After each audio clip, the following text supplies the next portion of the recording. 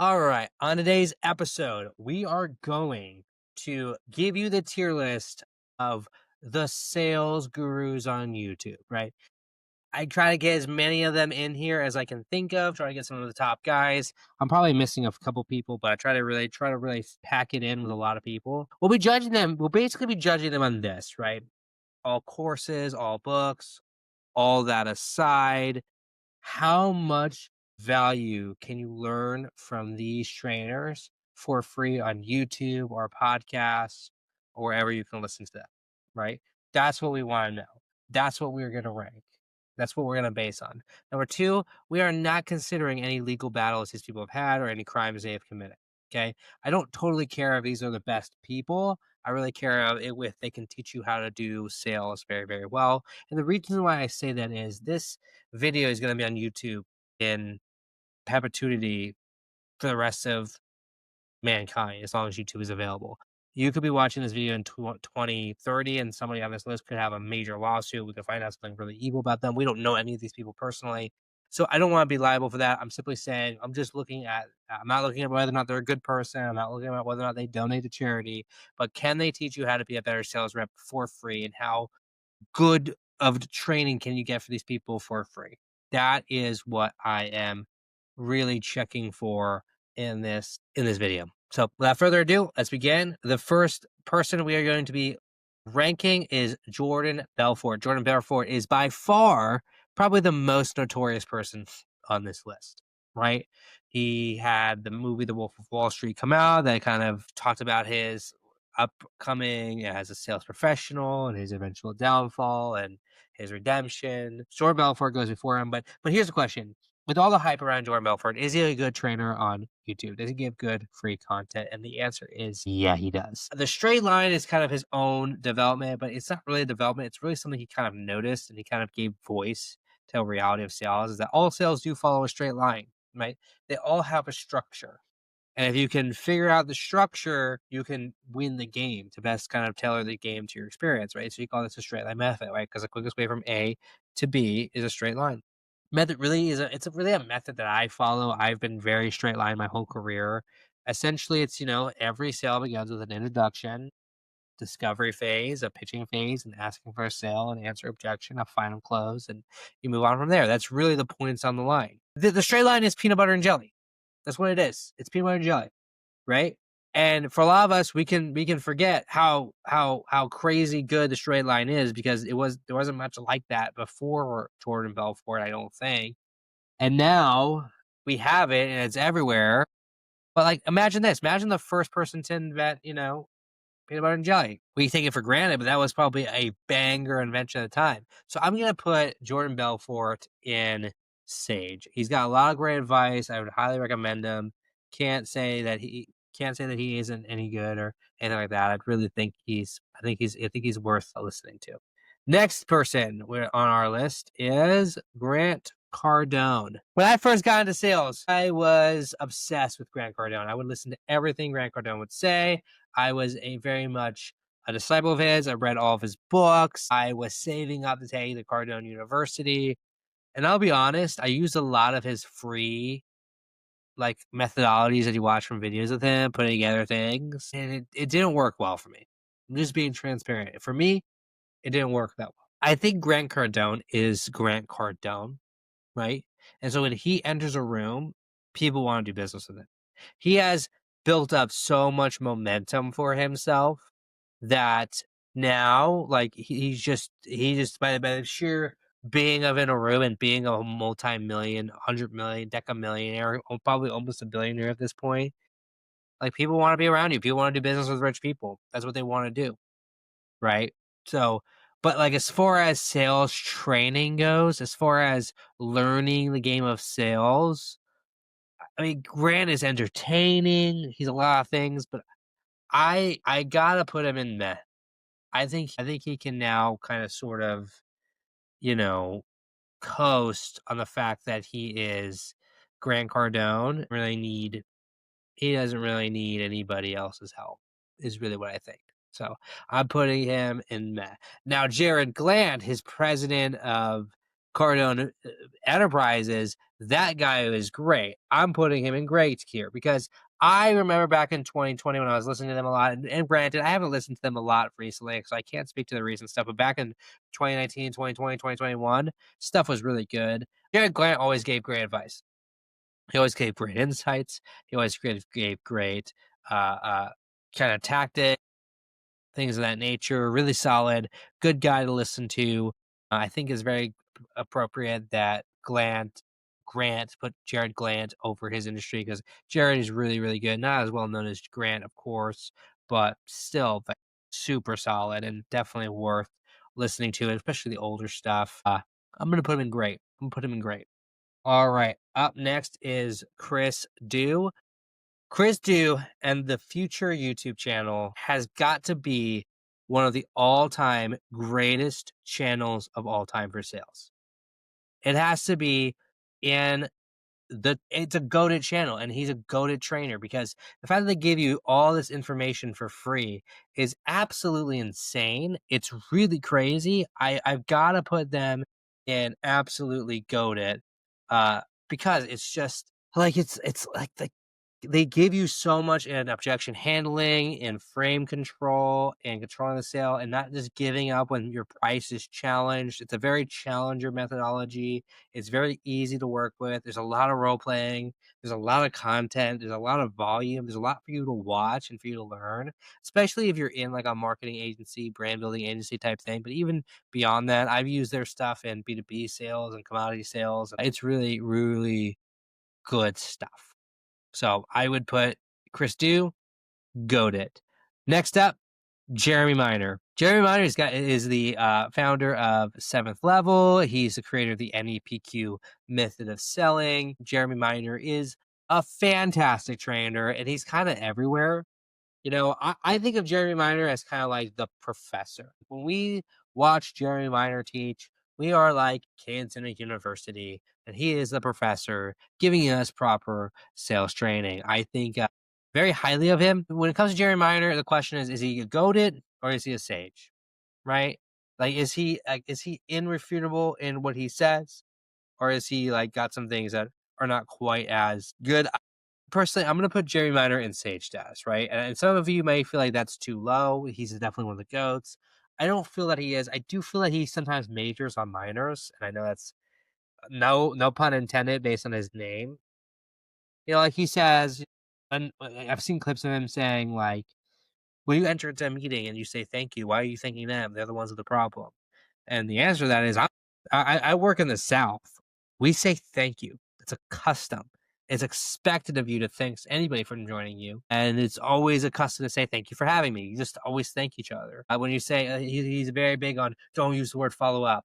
The amount of zombies on freaking TikTok and Instagram and everywhere that now will comment on any sales role play where someone uses the word follow up. Don't follow up. Don't say follow up. They're all saying it because they saw that one ad of Jeremy Miner, and they all think that now they have the full secret of how sales works. And it's so frustrating. Okay. There's nothing wrong with saying follow up. There's nothing wrong with it. That's why I feel like Jeremy Miner is a little bit like not quite a goat because, again, Jeremy Miner is very much his way or the highway. And I get it.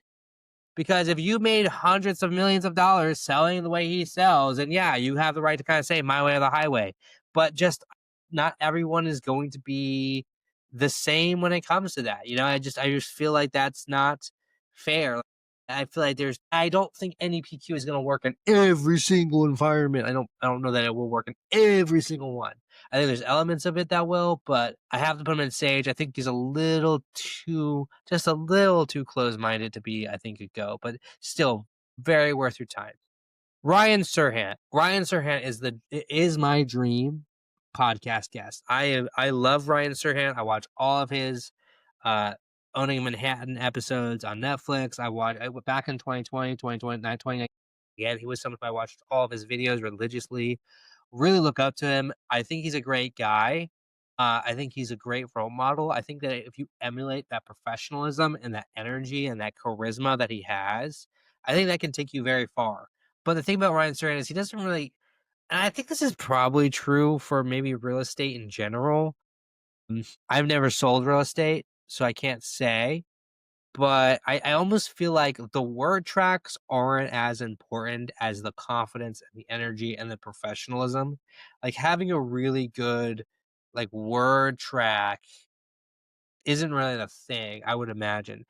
The real magic of being I know the real thing about being a successful real estate agent is getting the listing and getting people to give you the listing. So that's where the real sale is made. As far as presenting the house, it's not as hard if you have buyers, but I'm gonna put Ryan Serhant in solid. Okay. I can't quite call him great. And I feel like if you are young and you get introduced to Ryan Serhant and if you're not in real estate, but you look up to him, I feel like you're gonna get kind of led astray because you need more than just a nice smile and a handsome face and a good suit. You need to actually kind of know stuff, especially if you're in inside sales like I was, where people can't even see your smile. They can't even see how handsome you are. Not that I'm anywhere near Ryan Serhant's level, but I feel like it's probably better to have someone like a Jeremy Minor, a Chris Dew, a Jordan Belfort, even a Jared Glant kind of in your ear, and then you emulate Ryan Serhant. I think that's probably better. All right, next up, we have the the goat of goats, Alex Ramosi. Alex Ramosi is the guru by which I swear by Alex Ramosi. I just simply do. He almost never leaves you astray. But I will say this, he has such a broad amount of content that his sales content is kind of just part of a larger picture. So I was tempted to put him down in Sage and not, but then I remembered something. This year, 2025, all witnessed the greatest feat of sales and marketing working together of all time, where Alex Hormozi sold his 100 million money models book in 3 days. He sold 109 million worth of copies. Literally selling on a webinar. He wasn't selling gold. He wasn't selling AI. He wasn't selling anything else. Literally selling this book, which is the size of probably a first grader's, school book. Not definitely not the level. I mean, the knowledge side there is really good, but he sold this book like $100 million worth in 3 days.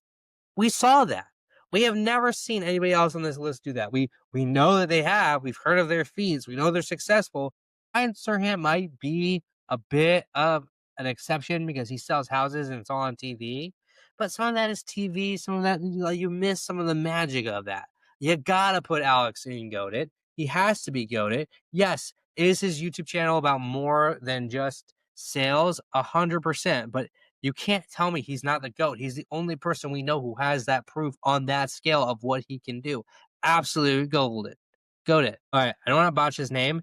Our next up is Brandon Morenin. Morenin is again, he's kind of another real estate guy on YouTube, real estate sales influencer. He's got a lot of good stuff. Again, I'm going to put him in great category. He's probably S tier if you are a real estate agent. He's probably someone who's extremely worth listening to.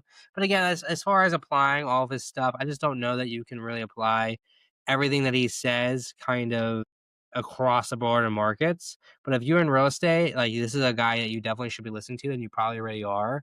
I've even learned a lot of things from him, just kind of watching him and just as he kind of comes up on YouTube as I'm watching things. Really interesting guy, really great guy. But I gotta put him in great tier. I just don't think he has the same ability to talk to sales as a whole than maybe other people. Next up, Brian Tracy. Brian Tracy is an OG of the game. One of the original sales trainers. Gotta pay him respect and homage. Can I be honest though? Does anybody else feel like they would rather listen to someone scrape their nails on a chalkboard than listen to Brian Tracy talk? Am I the only one that feels that way? He is just so dry. So dry. Like it's hard to get through listening to him talk. And I know that's coming from me that's probably rich, but I just it's always good advice, but man, it's just hard. Especially I I can't put it in meh because he's an OG. I'm not gonna do that to an OG of the game. But I'm gonna put him in solid. He never gives bad advice. I just feel like too, like the way the industry is changing, I just feel like You know, these guys, they've been so well read that you're gonna find a lot of their stuff in the newer guys. Kind of the foundational stuff. There's not really anything about persuasion on a lot of them. They're very big on confidence and productivity, and those are things that people needed. Now I feel like people kind of know that. I feel like it's just kind of the same. Next up is Zig Ziglar. Zig Ziglar, kind of in the same, kind of in the same category as Brian Tracy, except I would say Zig Ziglar is by far more interesting to listen to. But sometimes it's a little all over the place, right? Like, whereas like they're kind of the opposites of each other. Like if Brian Tracy and Zig Ziglar, if Brian Tracy had Zig Ziglar's inspiration, he would be like way higher on this list. If Zig Ziglar had a little bit more structure than I feel like Brian Tracy has, I feel like he'd be higher on this list. But again, Zig Ziglar, Brian Tracy, they're OGs. They're OGs of the game.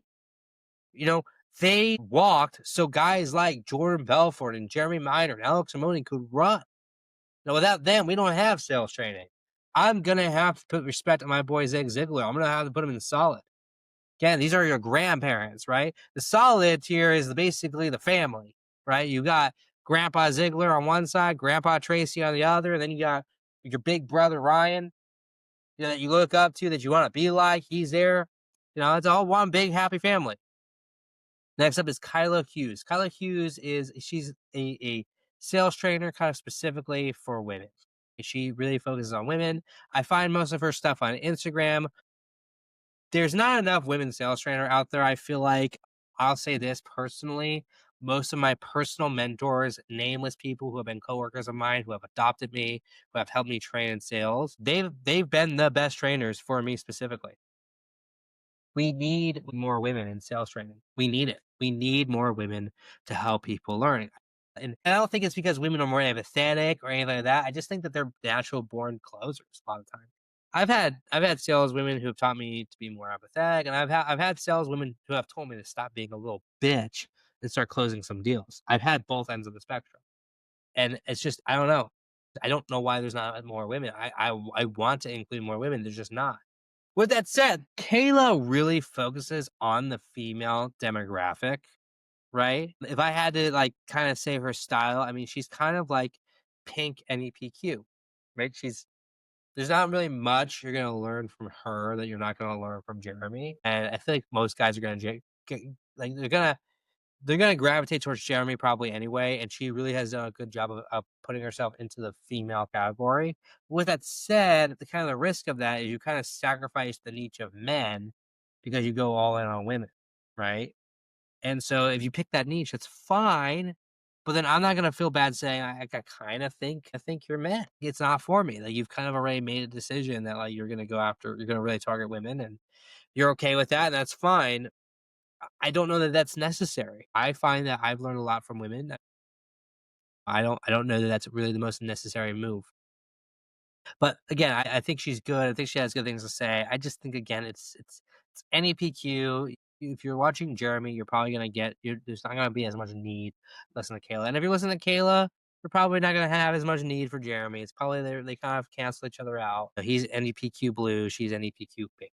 That's what it is. Patrick Bet-David. Patrick Bet-David used to put up a lot more sales content, like to help individual sales reps and entrepreneurs. He's kind of shifted a lot recently, more into politics and religion and that kind of discussion, which I think has kind of watered down everything. Because when you have one channel and you have all your information on one channel, and then you post content about other things, it waters down your sales content. Because now it's like, where do I find it? Right? You're talking about God, you're talking about politics, you're talking about business, now you're talking about sales. It waters it down because it becomes harder to kind of more difficult to find. It was the reason why I initially wanted to put Alex at Sage, but again, him selling all of these, you gotta put him at GOAT. I don't feel the same way about Patrick Bet-David. I think he's very wise. But again, I just think there's so much around him. I'm gonna say I'm gonna put him at solid. I'm gonna put him at solid, and I'm gonna continue this sort of like theme with the solid tier that this is a family, right? Patrick Bet-David is your dad. Zig and Brian are your grandparents, and you know Brian Serhant's like your older brother that you really appreciate and that you want to be like. That's kind of where it is. I'd put Patrick though at solid. He's not gonna give you bad advice. but he's not gonna give you really any insights that are gonna be changing. Maybe if you're new, it's good to listen to him. But again, I don't think he's that great at it. Daniel G. I'm gonna be very, very transparent, guys. Out of everybody on this list, he's the person I have listened to the least. But I wanted to keep him on here because I know he's popular. I know a lot of people like him. Like, he's super charismatic, man. He has so much energy that it's incredible. Great public speaker. Probably if you are someone who sells in a public speaking sort of realm, very worth listening to, very worth emulating. He is more, from what I understand of him, more in the network marketing kind of area. I'm gonna be honest, I'm just not a fan of network marketing. I try to find a line of what I'm going to be like, of being neutral versus not neutral. I'm not a fan of it. That doesn't mean people can't be successful in it. Doesn't mean people can't have success doing network marketing. That's not to say there aren't millionaires in network marketing. I'm not a fan. Not a fan. I'm not a fan of it. I feel like what happens in network marketing is that the recruit is also the lead, and that lead, like, and if things don't work out for the business, it leaves them feeling 100 times more used. And the people who speak out the most against network marketing are the people who are involved in network marketing, had dreams of success, and then were sold whatever product. And they feels like you got screwed worse. And so if you have a recruit that doesn't pan out, right? They end up becoming the worst advocate against your business than advocate for your business. And so people, like, it kind of goes both ways. So I I don't love network marketing, but again, Daniel G is a kind of a G in it, right? Like, he's done a good job with it. Um, he gives them good sales advice. I'm gonna put him at solid as well. I mean, if you're in network marketing, he's probably more closer to an S to a Sage tier for you. But yeah, he's like the younger brother that's just full of energy that got all the love from mom and dad while you did it. Uh, Josh Lyons. Josh Lyons is a high ticket sales training coach. I gotta put him in great. He's very good when it comes to high ticket. My issue with him is that, again, I don't think you can take everything he says into any single type of industry and be successful. He has some great content on YouTube. He's got all of his like live role plays, all of his stuff on there. It's super good. It's just that I just don't know that you can really, I don't know, like for instance, right? Like on the Brad Lee podcast, he talked about how all closes should be won. So you should be able to close any sale essentially in one call. And I get that if you are taking inbound leads and they already have an interest, yeah, it should take one call to close. But you can't do that in B2B sales. Some B2B sales take 6 months to a year for it to finally close when they want the product. Not just like, "Oh, we kinda want it." When they are actively wanting the product, it sometimes takes time for things to close. So you have to have a level of patience, and it takes sometimes 15 calls before you get everything, because you gotta do a call with the CEO, and the call with the CTO, and the call with the people on the ground floor, and the call with the inside sales manager, and the call with the inside sales team, and it doesn't always work like one tier way. So I think if you're high ticket, he's probably a Sage. He's probably a go. But other than that, I don't think that you can use all of his stuff outside of it. But I still put him at great. Andy Elliott. Now, this is where there's going to be the most controversy. Andy Elliott. I'm going to tell you where I'm going to put him. I'm going to tell you why. He is going in the great class. Now, listen. There's going to be two reactions. Some of you are going to be like, Oh, could you put him in the great class? He's such a scammer. He's a dirty car salesman. How could you do this? He deserves. You're beyond the list. Ah! that's some of your reaction. And then some of you are going to be like, How could you put him so low? He's goaded. He's the sage. He's the messiah of sales. Oh my God. that's how you're going to respond. He is by far on this list the most polarizing person on the list. Hands down. Can't be disputed, can't be debated. Why did I put him in the middle? For that reason.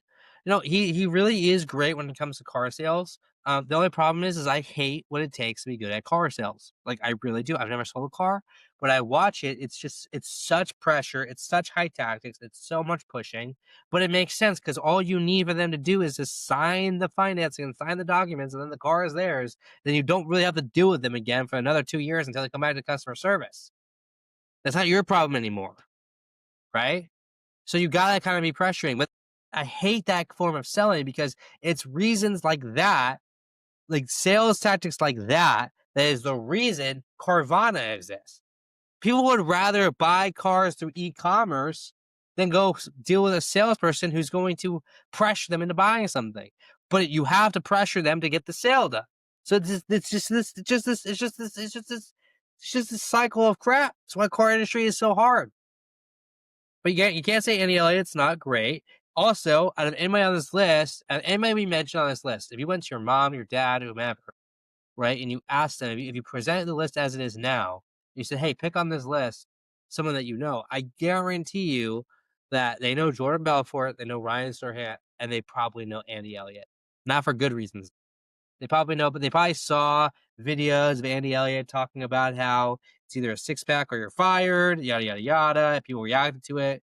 But at the end of the day, he gets attention and he's been able to monetize that attention. And that's something to keep in mind.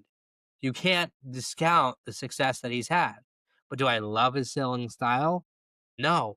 But do I sell cars? No. Is that what it takes to sell cars? Probably. So I gotta give him the credit that he deserves. Next up, Shelby Sapp. Shelby Sapp is like the cheerleader of sales right now. She is the mean girl of sales right now. I love her personally. I think she's fantastic. Most of her free content though is on Instagram. Instagram really is like her media point. And she gives good advice. Again, she's kind of high ticket. I don't know that she's always giving it. I don't know that all of her tactics would work in a B2B environment. But I'm gonna put her in solid. Right? I'm gonna put her in solid. I think she's very solid.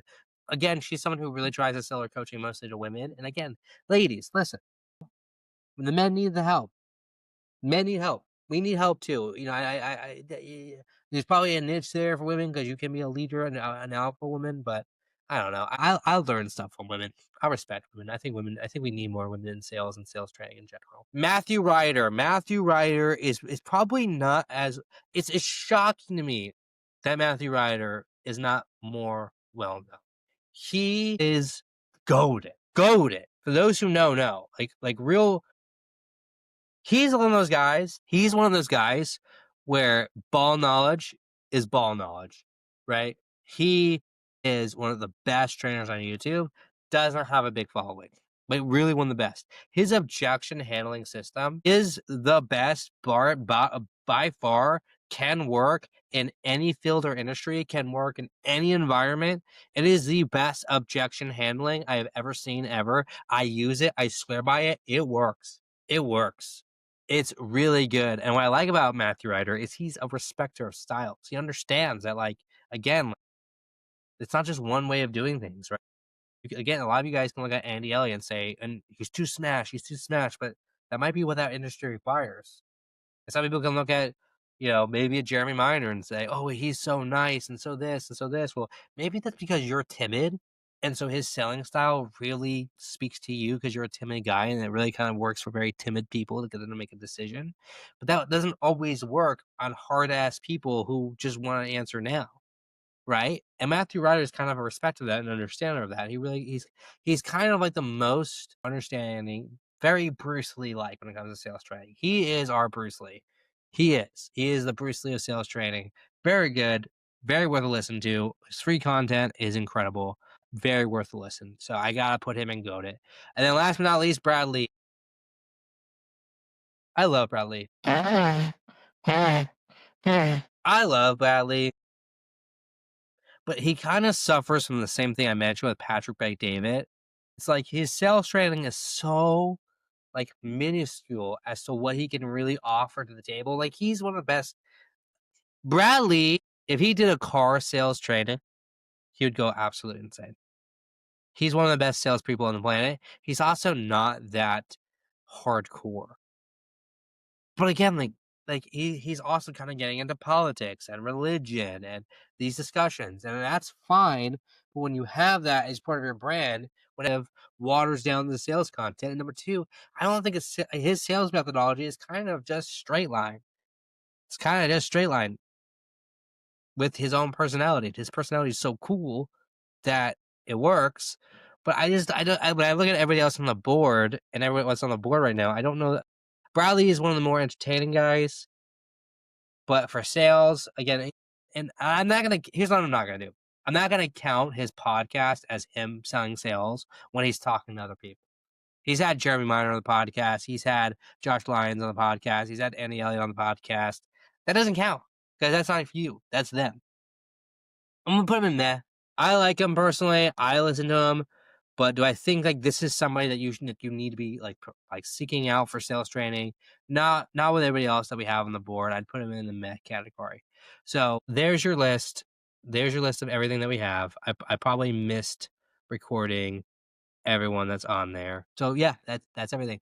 Is there a sales trainer that I had on here that you felt was ranked too low? Is there somebody that you felt was ranked too high? Is there somebody that I missed that maybe we can get in a part 2? That's kind of where we're at with that. But anyway, until next time, keep selling. Love you. Catch you later.